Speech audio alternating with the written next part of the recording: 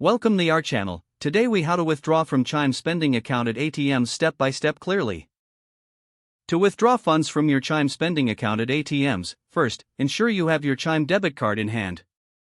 Next, locate an ATM that accepts Visa cards, as the Chime card operates on the Visa network. Once you're at the ATM, insert your Chime debit card into the machine. Follow the on-screen prompts to select your language preference, if applicable. Enter your personal identification number, or PIN, when prompted. Choose the option for withdrawal from the menu displayed on the screen. Select the account type, which is typically checking. Enter the amount of cash you wish to withdraw. Review the transaction details to ensure everything is correct. Press the button to confirm your withdrawal.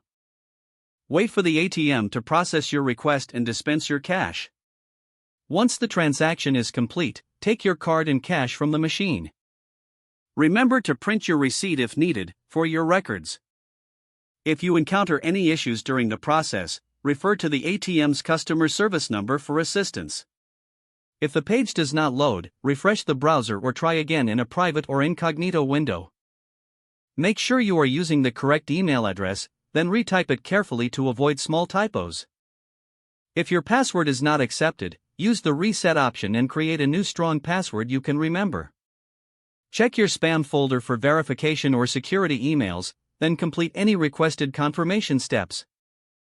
Enable two-factor authentication if available to improve account security and reduce unauthorized. After signing in, review your profile details so your contact information and settings are accurate and current. If you see an error message, note it down and try again after restarting your device and internet connection. Log out when you finish, especially on shared devices, to keep your account and payment information secure. If the page does not load, refresh the browser or try again in a private or incognito window. Make sure you are using the correct email address, then retype it carefully to avoid small typos.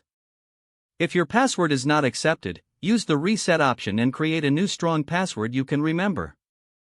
Check your spam folder for verification or security emails, then complete any requested confirmation steps. Enable two-factor authentication if available to improve account security and reduce unauthorized access risk. After signing in, review your profile details so your contact information and settings are accurate and current. If you see an error message, note it down and try again after restarting your device and internet connection. Don't forget to like this video and subscribe to our channel for more step-by-step tech guides.